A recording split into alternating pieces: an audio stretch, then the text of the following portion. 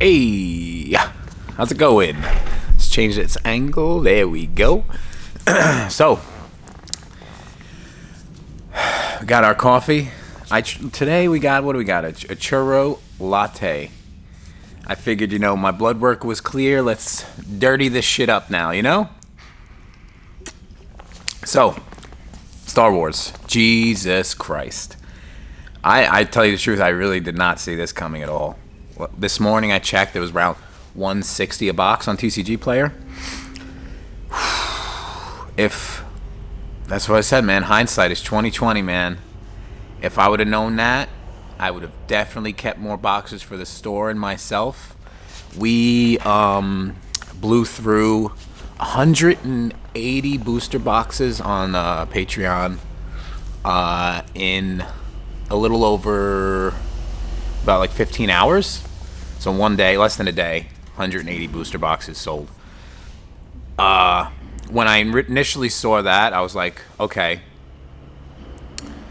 this, game might have a little bit of legs. So I reordered, and that sold even better. So everyone got into Star Wars probably around like 77, 78, because started pricing it at around 76, and then when I reordered, I got a restock. They charged me a little bit more. I don't know why. I think it was an error. I have to figure it out, but I had to raise the price by a few bucks, but not much. It was like 79. So if you got in on that, kudos. I think I kept like 8 boxes for the store. Like I was like, I'll keep a little bit, let some people open it and have fun with it around locally.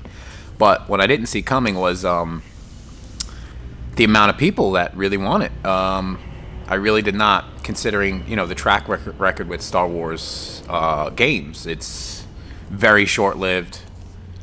They can really never get it right. So I didn't put any faith into the game. And like always, Rob's wrong. But whatever. Hey, it happens. The one thing people have to be careful of, especially after something like this with all the Mania $500 cards, $600 cards, is reprints and second and third set. Second and third set, will definitely make or break the game, considering how much they print. Interest at that point, because at that point it's no longer new. It's same old, another card game. So you don't have that new shiny thing anymore. So it really has to rely on the gameplay. And the gameplay, it plays like a board game, so it attracts a more mature audience, which is a good thing. Kind of like with Flesh and Blood, kind of attracted a more mature audience. I think this is going to do the same, especially with the nostalgia factor of it being Star Wars. All good things, but the track record of Star Wars being a card game, and the fact that it's, Fantasy Flight, run by Asmodee, it's another kind of cautionary tale, because they don't have a good track record with actual TCG handling. And I have a super shiny forehead. So I'm still gonna really be cautious, because the risk really doesn't outperform the reward.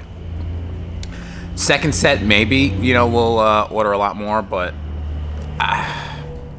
the restock, I'm still going to be careful, because it's probably going to be massive, considering what the boxes are doing right now. So, now, on to Lorcana. So, Lorcana, Into the Floodborn is getting a reprint. It's reprinted now as we speak, so it should be hitting the market soon. So you will be seeing prices of booster boxes drop down in value.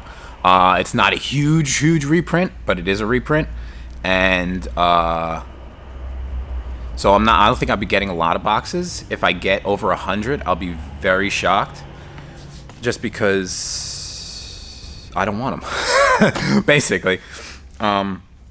I think the thirst has been quenched for Lorcana, at least online. very small sales. You know, there was a while there where the starter decks, I was selling the set maybe like 4 or 5 sets a day. Now it's maybe 1 a week. So it's definitely slowed down. Prices have definitely come down. So the reprint's only going to make it worse.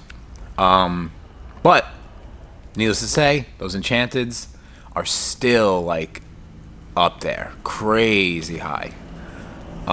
People are grading them. People are selling them for like a decent profit from what I see. But you know, I'm far detached from that market. We just started stocking Lorcana on TCG Player because the Roca is going to start being able to recognize Lorcana cards starting April 2nd. I think they didn't want to set it for April 1st because they didn't want to make people think it was an April Fool's joke. But April 2nd, the Roca will start being able to recognize Lorcana cards, which is huge because we do have quite a bit backlog of Lorcana cards. And for any new set, it's going to really make me want to crack boxes because now I can move the bulk as well. Which also leads me to believe that they're going to bring Lorcana onto the Direct program. So they'll start offering Lorcana cards to be shipped direct, which is awesome. It's great. It's definitely going to be able to move a bunch of cards. I'm getting a phone call. Give me a second. I'll call them back. So, yeah. It's really going to really pump up the numbers with Lorcana and getting people to be able to get those cards really quickly. So that's really good. And Fallout. There is going to be a huge reprint on the Commander decks. No news on the collectors. I doubt they'll do that because of the serialized cards and all that stuff. But the market has definitely cooled down with Fallout collectors. It was very high for a while, but it has cooled down. And man, people are crazy. Whatever I'm gonna say. People, I think I got hit with a chargeback at the store because it was for a Fallout collector pack, singular pack. And what I think is someone didn't like the price, bought the pack, didn't get what they wanted, so they charged it back. But it's crazy to me because, like, in a few days I'll get, you know, a letter and I'll see who it is, the person's name, whatever, blah blah blah. And like, why? Because you didn't get what you wanted? I'm so confused. Like, that type of behavior confuses me. I don't get it. I really don't. It doesn't make sense. It doesn't compute in my head. But then again, I've never, you know, been a scumbag, so so there's that. There's a lot of exciting things happening, you know, like behind the scenes. I do have a feeling that this year is going to be my best year by far, as far as company growth, personal growth, everything. You know, you might yourself in your, you know, selling journey might not be where you want to be, but you just gotta, you know, they might not know your name yet, but they will. You know, just keep grinding, man. Keep your head down, and don't get caught up in like all the FOMO. Try and think of things analytically. Learn from my mistakes because I made a lot of them. Coming into Modern Horizons 3, we haven't put our pre-order in yet because I kind of want to wait a little bit. We do have quite a little bit of time for that. Shit's expensive, man. It really is. No ifs, ands, or buts about it. But, you know, if I could move the product, make a % here and there, it's a volume game at that point. So that's our strategy going into this year, 2024. I know we're already done with Q1 already, which is crazy, man. But inventory levels are good. Everything's good. Patreon's growing. I did open a few spots, but they might be full. I think I opened 5 spots and 3 of them. So it might be 2 spots. People come in, come out. You know the deal. But I'll catch you guys later. See ya.